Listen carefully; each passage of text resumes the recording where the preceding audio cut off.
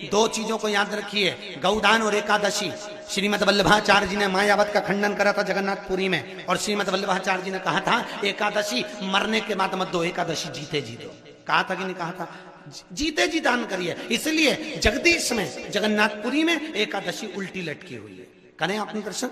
जगदीश में एकादशी को उल्टा लटकाया, क्यों? क्योंकि वल्लभ ने कहा कि एकादशी जीते जी दो। कई पंडितों कहते हैं तुम्हारे दादाजी मर गए, जब 12वें का दिन होता है ना तो पंडित जी संकल्प छुड़ाते हैं, दो एकादशी। बड़े बेटे ने 5 दे दी, छोटी बहू ने 3 दे दी, उसने 2 दे दी, उसने 2 दे दी। तो क्या तुम्हारे दादाजी भिखारी थे जो तुम्हारी एकादशियां लेकर जाएंगे?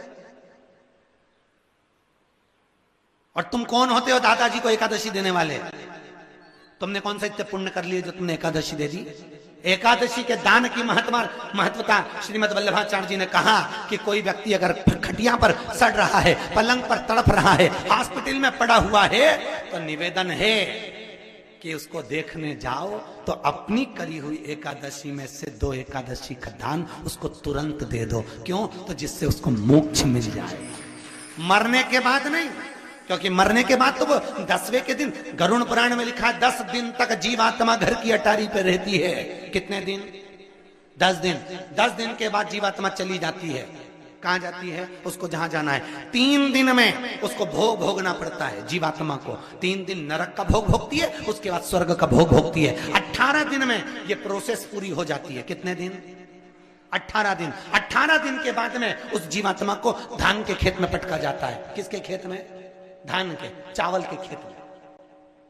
इसलिए कहते हैं एकादशी के दिन चावल मत खाओ। कहते कि नहीं कहते? और क्या कहते हैं? द्वादशी के दिन चावल खाना जरूरी है। एकादशी का पालना करना है तो द्वादशी को चावल का 1 ग्रास खाओ, तब द्वादशी को चावल खाओगे तो एकादशी लगेगी। चावल नहीं खाओगे तो एकादशी नहीं लगेगी। द्वादशी को चावल खाना जरूरी है। क्यों कहते हैं? क्योंकि धान के खेत में जीव को छोड़ा जाता है, उस धान के खेत में, चावल के खेत में जीवात्मा रहती है। उसको चिड़िया खाती है तो चिड़िया के रूप में जन्म लेता है, मनुष्य खाता है तो मनुष्य के रूप में जन्म लेता है। इसलिए एकादशी के दिन चावल नहीं खाया जाता, क्योंकि एकादशी के दिन हम चावल खाएंगे तो जीव हत्या का दोष लग जाएगा। फिर कब खाना है? द्वादशी के दिन। द्वादशी के दिन क्यों खाया जाता है? क्योंकि हम एकादशी के व्रत करे रहते हैं, और पहला घासा जब चावल का खाते हैं तो अपनी करी हुई एकादशी का पुण्य जितने जीव हमारे मुंह में जाते हैं उनको उसका पुण्य मिल जाता है, और उनका फिर जन्म नहीं होता, वो तर जाते हैं, उनको एकादशी का भाग मिल जाता है। इसलिए कहते हैं एकादशी को चावल मत खाओ, पर द्वादशी को दूध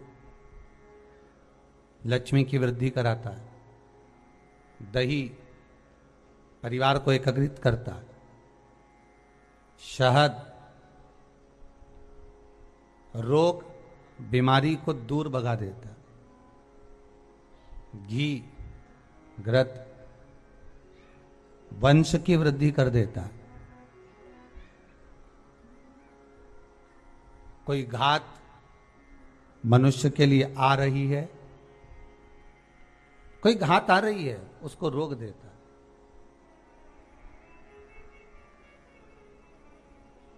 शक्कर मिष्ठान, महाराज परिवार में अगर कहीं कोई क्लेश चल रहा है, कोई बहुत ज्यादा क्लेश चल रहा है, शक्कर उसको रोक देती है। शिव को समर्पित होने वाली एक एक वस्तु, शंकर को समर्पित होने वाला एक एक पदार्थ, शिव को समर्पित होने वाली एक एक चीज भगवान स्वतः स्वीकार कर कर जीवन का एक आनंद सुख दे। मारने के लिए आतुर हुए शंकर भगवान के सिर से एक पसीने की बूंद पृथ्वी पर गिर गई। गिरते से एक धधकता हुआ अंगारा, लाल धधकता हुआ अंगारा ग्रह एक पुत्र के रूप में जन्म ले लिया। पृथ्वी से हुआ, इसलिए मंगल कहला गया। धधकता हुआ।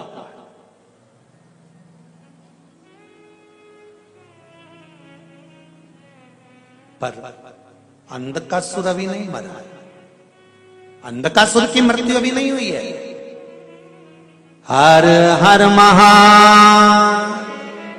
अंधकासुर की मृत्यु अभी नहीं हुई, धधकता हुए अंगारे के रूप में मंगल ग्रह प्रकट हो गए, जन्म ले लिए। पार्वती जी ने पूछा ये कौन है? शिव जी कहते हैं ये मेरे पुत्र के तुल्य है, क्योंकि मेरे शरीर के पसीने से उत्पन्न हुआ है, मेरे मस्तक के पसीने से पृथ्वी पर गिरने के कारण ये उत्पन्न हुआ है। इसका नाम मंगल होगा, ये ग्रह मंडल में रहेगा, देवताओं के रूप में पूजा जाएगा, पर मेरे क्रोध के कारण उत्पन्न हुआ है, इसलिए इसका ग्रह थोड़ा सा क्रूर होगा।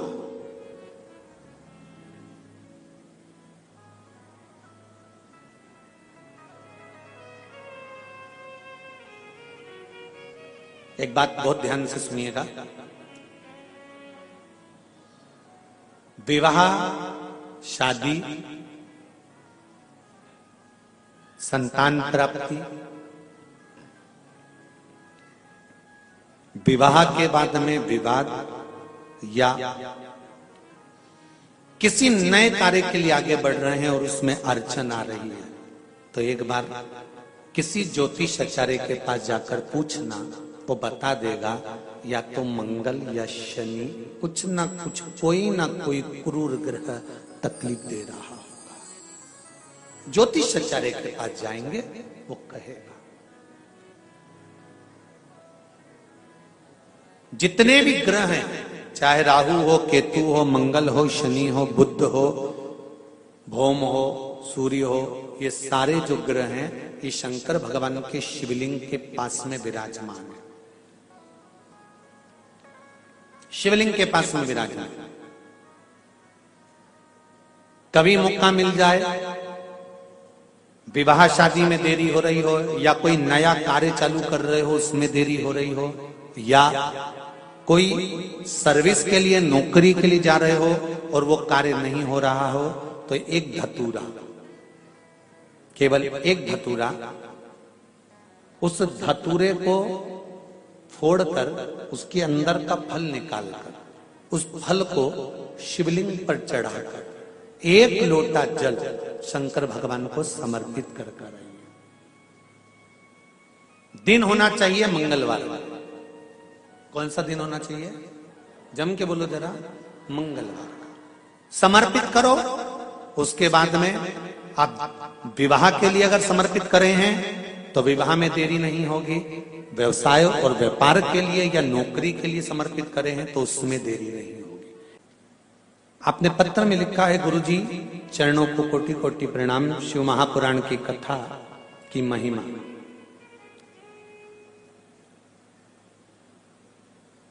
क्या क्या बताऊं? शिव पंचायत कथा से हमने, जो शिव पंचायत कथा हुई थी, आप लोगों ने भी टीवी पर श्रवण करी होगी, उस कथा से हमने सुना था। उस समय पर हमने एक बोर डालते समय का उपाय करने से हमने बोर करवाया और उसमें पानी की मात्रा नहीं थी, तो वो उपाय करा। बाबा की कृपा से पानी 85 फीट को आ गया। 5 बेलपत्र पानी के तांबे के लोटे का डालकर धतूरे वाला प्रयोग का स्मरण किया और शिव की कृपा से वो जल 85 फीट पर अच्छा मीठा जल प्राप्त हो गया। ये शिव की कृपा है। बैठिए रेड्डी जी, बैठिए। हर हर महादेव। श्री डी सारिका डी शंकर संगार रेड्डी तेलंगाना से। ये शिव की उपासना, ये शंकर की करुणा। आप अगर दिल से कर रहे हैं कोई उपाय, आप भगवान शंकर की आराधना अगर दिल से कर रहे हैं, भगवान शिव की आराधना आप हृदय से कर रहे हैं, तो ये निश्चित है कि शिव दिल से सुनेगा जरूर। तेरा ही दिया मैंने खाया पिया है, तेरा शुक्रिया। इतना सुंदर प्रश्न है। एक बार माता पार्वती जी ने शिव जी से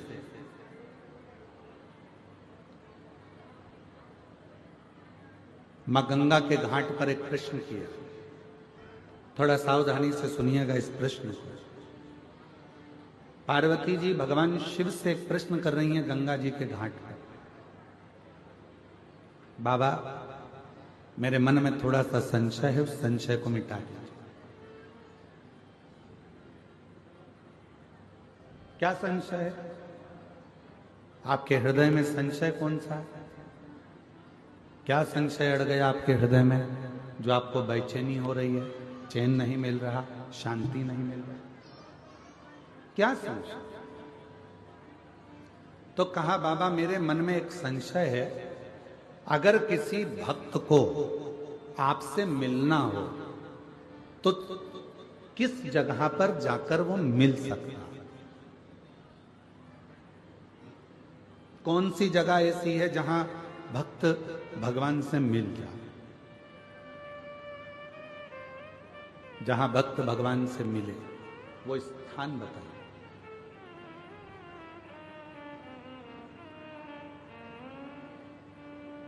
जैसे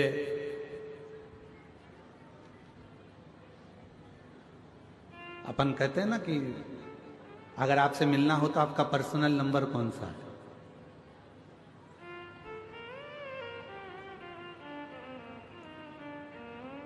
हमें अगर फोन करना है तो आपका पर्सनल नंबर कौन सा हो सकता है?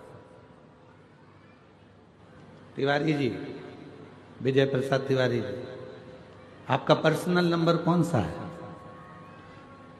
नंबर ही नहीं है तो जो साथ रहते हैं उनका तो होगा। शंभू बड़े सरल है, बड़े साथ। तो कहते हैं किसी से अगर मिलना हो तो उसका पर्सनल नंबर पूछा जाता है कि आपका पर्सनल नंबर कौन सा है। अगर हमें बात करना हो, बहुत जरूरी बात हो तो आपका नंबर मिल सकता है, प्राप्त हो सकता है। ये बॉटल बांटने वाले भैयाओं से मेरा एक निवेदन है कि पीछे जो लोग धूप में बैठे हैं, मेरी जीजियों, आप लोग तो पानी की बोतल साथ लाए हो ना, बोलो तो जम के। तो जो पीछे धूप में बैठे हैं उनसे निवेदन है कि यहाँ बाटल ना देकर जो वनवासी आदिवासी क्षेत्र के मेरे बहन भाई धूप में बैठे हुए हैं, आप उनको बाटल दीजिए पानी की और उनको प्रदान करें।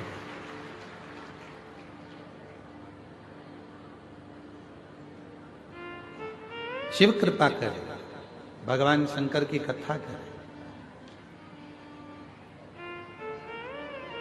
तो पार्वती जी ने शिव जी से पूछा कि कोई भक्त आपसे मिलना चाहता है और उसको मिलना है तो आप हमेशा किस जगह मिल सकते हैं, किस स्थान पर मिल सकते हैं? कोई पर्सनल नंबर आपका दीजिए जिससे हम बात कर सकें। तो क्या वो कौन सी जगह है, कौन सा स्थान है जहां शिव तुरंत मिल सकते? फिर पार्वती जी ने कहा कि आप कैलाश पर मिल सकते हो। तो भगवान शंकर ने कहा कैलाश पर मिल तो जाऊंगा, मना नहीं है मिलने के लिए, पर बात इतनी सी है, जिसके पास में पैसा होगा खर्चा कर कर, जिसका शरीर सही चल रहा होगा मेहनत कर कर तो कैलाश तक पहुंच जाएगा। पर जो बेचारा गरीबड़ा है, साधारण है, उसके पास पैसा भी नहीं है, जाने आने का साधन भी नहीं है, वो कैलाश पर कैसे पहुंचे? वो कैलाश पर्वत तक कैसे पहुंचे? तो पार्वती जी ने कहा फिर आप क्या केदार पर मिल जाओगे? शिव जी ने कहा मैं केदारनाथ में भी मिल जाऊंगा, पर दिक्कत इतनी सी है कि वहां पर आने के लिए भी शरीर पूरा अच्छा चाहिए और थोड़ा सा धन चाहिए, तो वहां भी मैं मिल जाऊंगा। पर गरीब कैसे पहुंचे? ये जो अपना वन नहीं छोड़ सकते, ये अपना आदिवासी वनवासी क्षेत्र के जो भक्त हैं, आदिवासी वनवासी क्षेत्र के जो मेरी बहन हैं, आदिवासी वनवासी क्षेत्र के मेरे जो जीजा हैं, जो मेरी बेटियां हैं, बेटे हैं, जो मेरे बुजुर्ग माँ बाप हैं, वो अपना वन नहीं छोड़ सकते, जो अपना जंगल नहीं छोड़ सकते, वो आपसे कैसे मिले? फिर वो केदारनाथ भी नहीं जा सकते, वो कैलाश धाम भी नहीं जा सकते, वो विश्वनाथ भी नहीं जा सकते, वो सोमनाथ भी नहीं जा सकते, वो अमरनाथ भी नहीं जा सकते। तो इनके लिए कोई सरल साधन बता दो कि प्रभु मैं आपसे पूछना चाहती हूं, कोई ऐसा नंबर बता दो जिससे तुरंत इनसे मिलना हो जाए, आपसे मिलना हो जाए।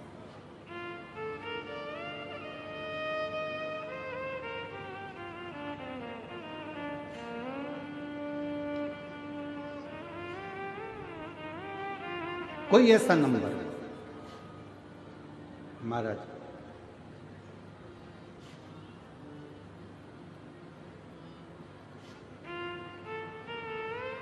शिव जी मौन होकर बैठ गए। भगवान देवती मौन, कुछ बोले। फिर पार्वती जी ने कहा, बताओ ना, कैलाश पर साधारण व्यक्ति नहीं पहुंच सकता, केदार पर नहीं पहुंच सकता, काशी नहीं पहुंच सकता, कोई ऐसी जगह बता दो जहां पर आप तुरंत मिल जाएं। तब भगवान शिव जी ने कहा, पार्वती अगर मुझे तुरंत पाना है, एक क्षण में मुझे चाहिए, तो अपने दिल में मुझे झांक कर देखना प्रारंभ कर दो। मैं तुम्हारे हृदय में विराजमान, मैं अपने हृदय के दिल में।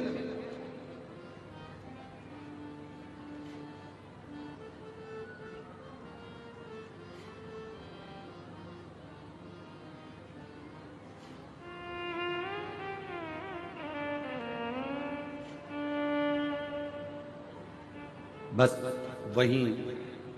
और मुझे एक जरूरी काम भोला का, और मैंने ढूंढा देश तमाम भोला, कहाँ मिलेगा, कहाँ मिलेगा, कहाँ मिलेगा, कहाँ मिलेंगे, कहाँ मिलेंगे, कहाँ मिलेंगे, मुझे एक जरूरी काम भोला। मैंने ढूंढा देश तमाम भोला, कहाँ मिलेगा, मुझे एक जरूरी काम भोला। कहाँ मिलेगा, कहाँ मिलेगा, कहाँ मिलेगा, कहाँ मिलेगा, कहाँ मिलेगा, कहाँ मिलेगा, मैंने ढूंढा देश तमाम भोला, कहाँ मिलेगा, ओ मैंने ढूंढा देश तमाम भोला। शिव कह रहे हैं, कोई मुझे तीर्थ में ढूंढेगा, कोई मुझे स्थानों पर ढूंढेगा, कोई मुझे मंदिर में ढूंढेगा, कोई मुझे शिवालय में ढूंढेगा, जिसकी जहां मर्जी होगी कैलाश तक मुझे ढूंढने के लिए आएंगे। दुनिया के लोग सब जगह ढूंढते हैं, पर ईश्वर जो उसके अंदर बैठा हुआ है वो अंदर झांक कर नहीं देखता। जिस दिन वो अंदर झांकेगा, अंदर झांकने के लिए, अपने भीतर खोजने के लिए क्या करना पड़ेगा? तो कहा, किसी एकांत में बैठकर, कहीं एकांत में बैठकर जब आप शंकर के ओम नाद को करोगे तो वो भीतर से प्रकट होकर तुम्हारे सम्मुख में आकर खड़ा हो जाए। जरा उत्तर दीजिएगा आप लोग सभी। तुम्हारे घर में 50,000 रुपए हैं,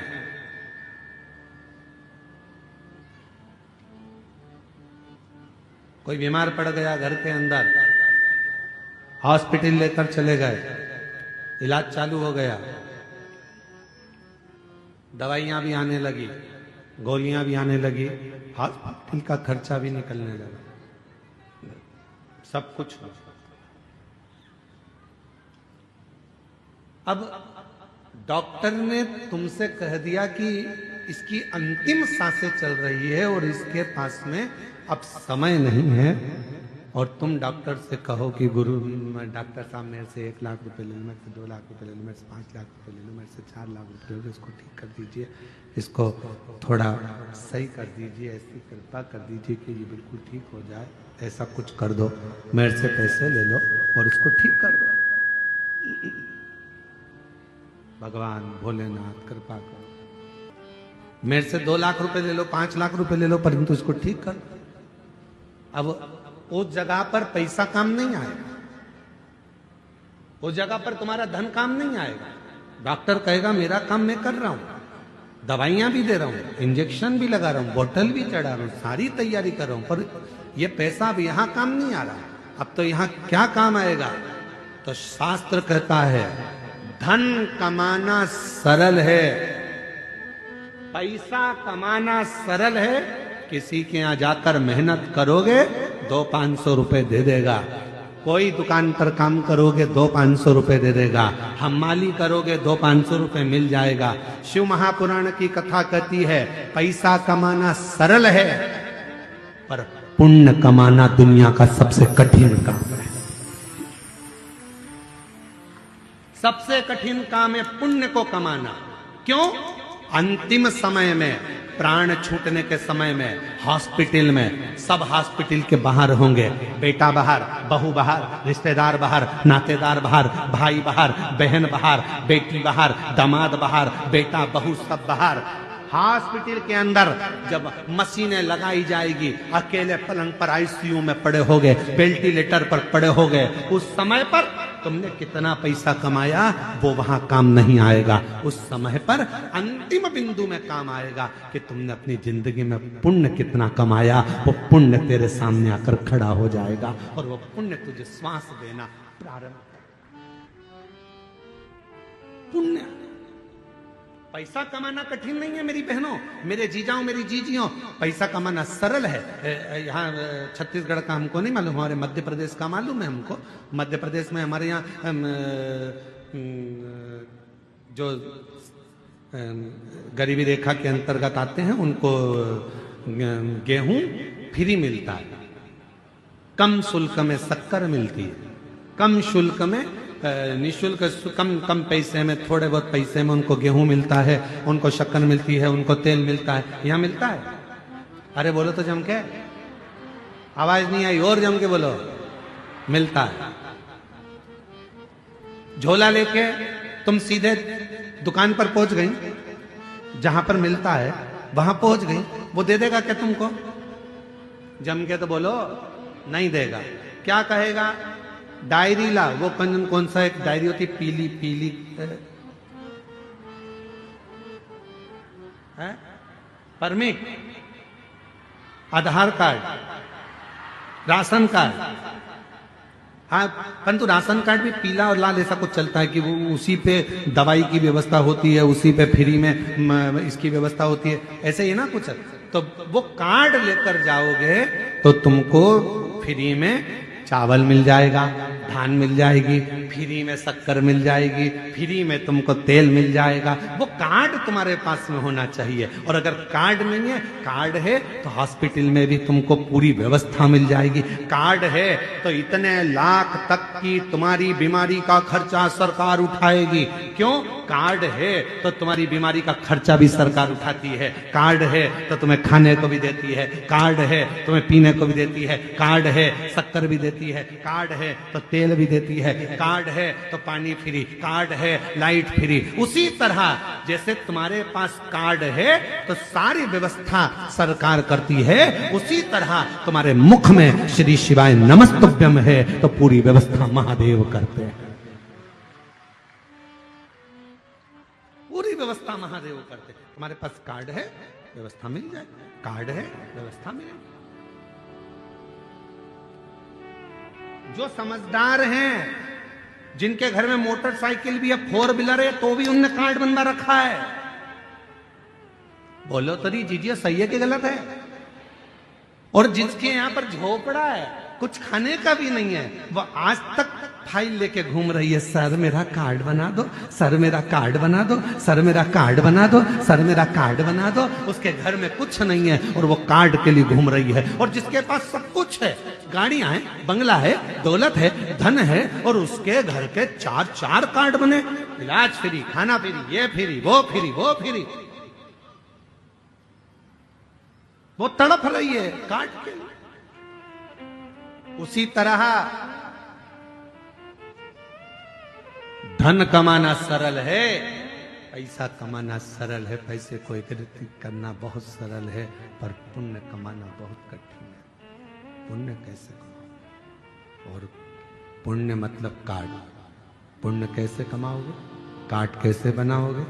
कार्ड बनाने के लिए याद रखना, आज के समय में अगर कार्ड बनवाना है तो तुम्हारी पहचान अच्छी होना चाहिए। पहचान है तो सील ठप्पे लग के कार्ड तैयार हो जाएगा। उसी तरह परमात्मा को अगर पाना है तो कुछ अगर बहुत बीमारी भी आ गई है और उससे अगर निपटना है, पैसा काम नहीं आएगा, पहचान काम आएगी। और पहचान शिव से बना लो तो वो पुण्य प्रबल कर देगा और सारे दुखों से। तारकासुर के तीनों बेटे तारकाक्ष, विदुम्माली, कमलाक्ष की तीनों के प्राण छूट जाते तीनों से। भगवान पशुपतिनाथ बनकर साथ लेते। शिव महापुराण की कथा कहती है, एक बहुत सुंदर संवाद अपने जीवन में उतार कर रखिएगा। महाराज, मान लो अगर बच्चे कोई एग्जाम में बैठ रहे हैं या कंपटीशन एग्जाम है या नौकरी के लिए अप्लाई कर रहे हो, 4-6 महीने से बैठे हो, 8 महीने से बैठे हो, सर्विस नहीं है, नौकरी नहीं है, तो एक छोटा सा उपाय अवश्य करिएगा शिव महापुराण का। महाराज, बेलपत्री के पेड़ के नीचे विराजमान होकर, बेलपत्री के पेड़ के नीचे जिसको नौकरी के लिए या एग्जाम में बैठ रहा है वो जल चढ़ाए, बेलपत्री के पेड़ के नीचे थोड़ा सा दूध चढ़ाए, फिर जल चढ़ाए और अपने राइट भाग में घी का दिया और अपने लेफ्ट भाग में तेल का दिया। किसी भी प्रदोष के दिन, प्रदोष काल में एक बार लगा दे, उसके बाद में अपनी कामना कर कर बेलपत्री के पेड़ के नीचे धोख लगाकर प्रणाम कर कर आ जाए और चले जाए इंटरव्यू के लिए, बाबा उत्तीर्ण करा ही देगा, नौकरी दिला ही देगा। करना प्रदोष के दिन और प्रदोष काल में ही करें, इसका ध्यान रखें महाराज। भगवान शिव की कथा कहती है, आज भगवान भूत अधिपति भूतेश्वर जैसे शरद पूर्णिमा के उत्सव पर भगवान ने जैसे डमरू का नाद करा, गोपियां सुध भूल कर चली जाती हैं, देवता सुध भूल कर कैलाश पर चले जाते हैं, उसी तरह भगवान शिव भी सुंदर स्वरूप धारण कर गोपियों के मध्य पहुंच जाते हैं। एक स्मरण आपको होगा, भागवत जी में कई बार सुना होगा, शंकर भी सुनता, बड़ा सुंदर रूप लगकर, बड़ा सुंदर स्वरूप लगकर। महाराज, स्वयं पार्वती मैया भी जिनको मना करती हैं कि मत जाइए वहां, आपके लायक नहीं, आप ना जा सकते हैं,